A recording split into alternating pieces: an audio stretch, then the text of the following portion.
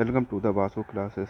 आज हम लोग बात करेंगे दोस्तों, जो यूपी टेट यूपीएस में एनसीईआरटी के जो क्वेश्चन आते हैं कक्षा 3 और से 5 के बीच के, बात करते हैं उनके बारे में दोस्तों। पशु पक्षी और उनकी विशेषताओं के बारे में। किस पक्षी की जो आंखें मानवों की तरह सामने होती हैं? तो दोस्तों वह पक्षी है उल्लू, तथा इसकी गर्दन जो होती है लगभग 270 डिग्री प्लस घूम जाती है दोस्तों। बात करेंगे दोस्तों स्लॉथ के बारे में, तो स्लॉथ दिन में कितने घंटे सोता है? तो दोस्तों यह लगभग 17 घंटे जो पेड़ से उल्टा लटक कर सोता है, और ये दोस्तों भालू जैसा दिखने में होता है, और यह अपने 40 साल के जीवन में मुश्किल से 8 पेड़ों पर ही घूम पाता है दोस्तों।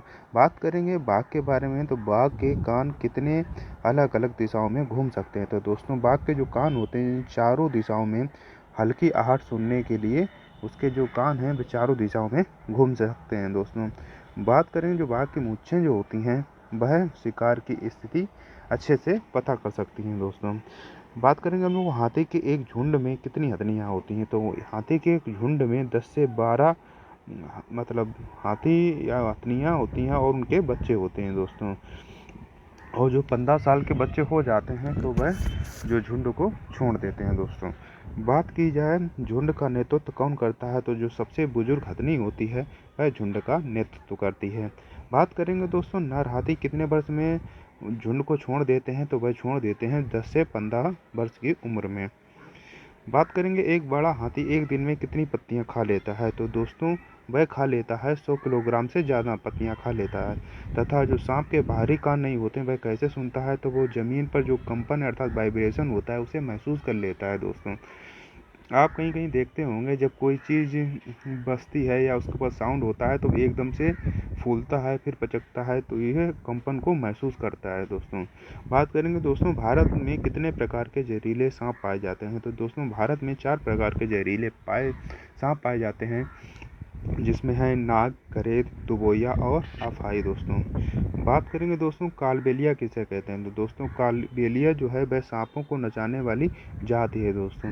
पक्षियों की हड्डियां कैसी होती हैं? दोस्तों पक्षियों की जो हड्डियां होती हैं वह खोखली होती हैं, वह उनके उड़ने में मदद करने के कारण उनकी जो हड्डियां होती हैं वह खोखली होती हैं दोस्तों।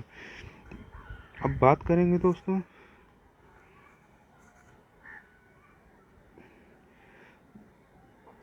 चींटियां चलते समय ज़मीन क्यों छोड़ती हैं? दोस्तों चींटियां जो होती हैं चलते समय ज़मीन छोड़ती हैं एक विशेष गंध जिसे कहते हैं फेरोमोन्स, उसके कारण ये गंध छोड़ते हुए चलती हैं, जिससे आने वाली पीछे चींटियां हैं वो भी कतार के रूप में उनके पीछे पीछे चलती हैं।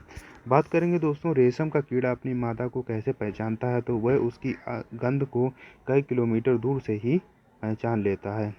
कौन सा पक्षी अपनी जो गर्दन है वह झटके से आगे पीछे करता है? दोस्तों वह पक्षी है मैना। ये जो अपनी गर्दन है झटके से आगे पीछे करता है। कौन सा पक्षी अपनी गर्दन काफ़ी हद तक पीछे घुमा सकता है? दोस्तों तो वह पक्षी है उल्लू। ये मैंने आपको पहले ही बताया था, उल्लू ऐसा पक्षी है जो अपनी गर्दन को काफ़ी हद तक पीछे घुमा लेता है दोस्तों। बात करेंगे दोस्तों पेड़ पौधों और कृषि से रिलेटेड क्वेश्चन के बारे में। रेगिस्तानी ओक जिसको डेजर्ट ओक भी कहा जाता है, ये कहाँ पाया जाता है? दोस्तों ये पाया जाता है ऑस्ट्रेलिया में। शिकारी पौधा नेपंथिस जो होता है वह भारत में कहाँ मिलता है? दोस्तों ये मिलता है मेघालय में। खेजड़ी के मुख्य पेड़ मुख्य रूप से कहाँ पाए जाते हैं? तो दोस्तों खेजड़ी है एक ऐसा पेड़ है इसकी लकड़ी में कीड़ा नहीं लगता, तथा इसकी जो फलियों की सब्जी बनाई जाती है दोस्तों ये राजस्थान के रेगिस्तानी इलाकों में पाए जाते हैं दोस्तों। बिश्नोई समाज का संबंध किस पेड़ के संरक्षण से है? तो दोस्तों वह खेजड़ी पेड़ के संरक्षण से है दोस्तों। बात की जाए मिर्ची भारत में कहाँ आई थी? तो दोस्तों मिर्ची जो थी भारत में दक्षिण अमेरिका से आई थी, इसे पुर्तगाली लाए थे भारत में। भिंडी और कॉफ़ी की बात की जाए तो यह अफ्रीका से आई थी। गोभी और मटर की बात की जाए तो दोस्तों ये आए थे यूरोप से। तथा सोयाबीन की बात की जाए तो दोस्तों ये आई थी चीन से। दोस्तों कागज़ भी सबसे पहले चीन में ही निर्माण हुआ था। बात करेंगे झूम खेती के बारे में, तो ये कहाँ होती है? तो दोस्तों ये पूर्वोत्तर भारत जो मिजोरम है वहाँ पर झूम खेती होती है दोस्तों। बात की जाए क्रोटन जो पौधे होते हैं ये क्या करते हैं? दोस्तों ये मिट्टी सूखने का संकेत देते हैं दोस्तों। जिनके जड़ें जो होती हैं काफ़ी ऊपर ही होती हैं, जिससे मिट्टी में नमी खत्म हो जाती है तो इनके पौधे की पत्तियाँ जो होती हैं मुरझाने लगती हैं। तो और यह संकेत देने लगते हैं कि इसके अंदर नमी खत्म हो गई है, अर्थात पानी लगाने की ज़रूरत है। बात की जाए वेलक्रो की खोज किसने की थी, तो जॉर्ज मेंटल ने 1948 में वेलक्रो की खोज की थी दोस्तों। बात की जाए सिंकोना पेड़ की छाल का उपयोग किसमें होता है दोस्तों, यह उसका उपयोग होता है मलेरिया की दवा बनाने में दोस्तों। मलेरिया जो है वह मादा एनाफिलिस मच्छर काटने से होता है तथा इसकी खोज किसने की थी, वह की थी दोस्तों रेनॉल्ड रॉस ने। बात की जाए पत्तियों का जो हरा रंग होता है वह किसके कारण होता है, जो पत्तियों में हरा रंग होता है वह होता है दोस्तों क्लोरोफिल के कारण। बात करते हैं दोस्तों अमरबेल किसका उदाहरण है दोस्तों, अमरबेल जो है वह परजीवी पौधा है। यह क्या है, परजीवी पौधे का उदाहरण है दोस्तों। बात की जाए केंचुए को किसान का मित्र क्यों कहा जाता है दोस्तों, क्योंकि वे मिट्टी को भुरभुरा और उपजाऊ बनाते हैं, इसलिए वह केंचुए को किसान का मित्र कहा जाता है। अब बात करेंगे दोस्तों स्वास्थ्य, भोजन और आवास से रिलेटेड कुछ क्वेश्चन के बारे में। मलेरिया किस मच्छर के काटने से होता है दोस्तों, मलेरिया जो है वह मादा एनाफिलिस मच्छर के काटने से होता है तथा मलेरिया की खोज के लिए नोबेल पुरस्कार की बात की जाए तो वह किसे मिला था, वह मिला था दोस्तों रोनाल्ड रॉस को। एनीमिया किसकी कमी से होता है, दोस्तों एनीमिया जो है वह आयरन की कमी से होता है। जब शरीर में खून की कमी हो जाती है, ठीक है, तो एनीमिया रोग हो जाता है। इसमें आयरन की कमी होती है तो इसमें आंवला तथा हरे पत्तेदार की सब्जियां तथा गुड़ खाने की सलाह दी जाती है दोस्तों। बात की जाए आयरन के मुख्य स्रोत के बारे में तो गुड़, आंवला और हरे पत्तेदार सब्जियां जो हैं इसके मुख्य स्रोत हैं दोस्तों। बात की जाए दूध को उबालकर सुरक्षित क्यों रखा जाता है, तो दोस्तों जब दूध को उबाल दिया जाता है तो उसके जो जीवाणु होते हैं वह नष्ट हो जाते हैं, इसलिए दूध को उबालकर सुरक्षित रखा जाता है दोस्तों। अचार बनाने से पहले डिब्बों को धूप में क्यों सुखाया जाता है, तो दोस्तों अचार जब धूप में जब वे सुखाए जाते हैं तो उसके अंदर की जो नमी होती है वह ख़त्म हो जाती है दोस्तों। तो अचार जब डब्बे सुखा दिए जाएंगे तो उसमें अचार रखने पर उसमें फफूंद नहीं लगती है दोस्तों। तो नमी दूर करने के लिए तथा उसमें फफूंद ना लगे इसलिए डब्बों को पहले सुखाया जाता है।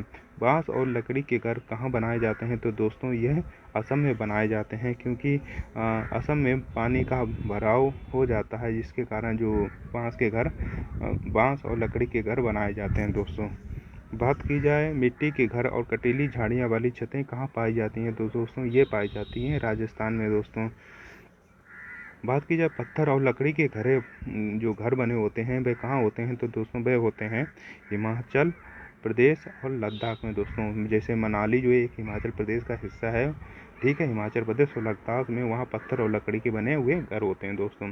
इग्लू किसके घर को कहते हैं, तो एस्किमो के जो घर होते हैं ये बर्फ़ के बने हुए होते हैं, उनको इग्लू कहा जाता है दोस्तों। अब बात करेंगे दोस्तों भूगोल और पर्यावरण से रिलेटेड क्वेश्चन के बारे में। लद्दाख में झूले झूले का क्या अर्थ है दोस्तों, लद्दाख में झूले झूले का मतलब होता है स्वागत स्वागत दोस्तों। बात की जाए चांगपा जनजाति कहाँ रहती है, तो दोस्तों यह रहती है लद्दाख के पहाड़ों पर रहती है। बात की जाए पश्मीना शाल के बारे में तो ये किससे बनाई जाती है, ये खास नस्ल की बकरियों के बालों से बनाई जाती है पश्मीना शाल दोस्तों। बात की जाए जो पश्मीना शाल है वह कितने स्वेटरों के बराबर गर्म होती है, तो दोस्तों वह कुल 6 स्वेटरों के बराबर गर्म होती है। बात की जाए मृत सागर जो डेड सी होता है उसकी क्या विशेषता है, तो ये दुनिया का सबसे नमकीन सागर है दोस्तों, इसमें 1 लीटर में 300 ग्राम नमक होता है दोस्तों। बात की जाए जो दोस्तों अलबरूनी था वह कहाँ से भारत आया था दोस्तों, वह आया था उज्बेकिस्तान से दोस्तों। तनु संघ जो TBS है संस्था किससे संबंधित है दोस्तों, वह संबंधित है जल संरक्षण तथा जल पुरुष किसे कहा जाता है, दुबई कहा जाता है दोस्तों राजेंद्र सिंह को। गढ़सीसा सरोवर कहाँ स्थित है दोस्तों, यह जैसलमेर के राजा गढ़सी ने बनाया था। यह 9 तालाबों का समूह है, जैसे यह जैसलमेर राजस्थान में स्थित है दोस्तों। बिहार में मधुमक्खी पालन का सही समय क्या है, तो दोस्तों अक्टूबर से दिसंबर का जो समय है वह मधुमक्खी पालन का सबसे सही समय है दोस्तों। बात की जाए मधुमक्खी पालन को क्या कहते हैं दोस्तों, मधुमक्खी पालन को एपीकल्चर कहा जाता है। अगर दोस्तों आपको ये वीडियो पसंद आए तो वीडियो को लाइक करें, चैनल को सब्सक्राइब करें तथा अपने दोस्तों को भी शेयर करें। धन्यवाद।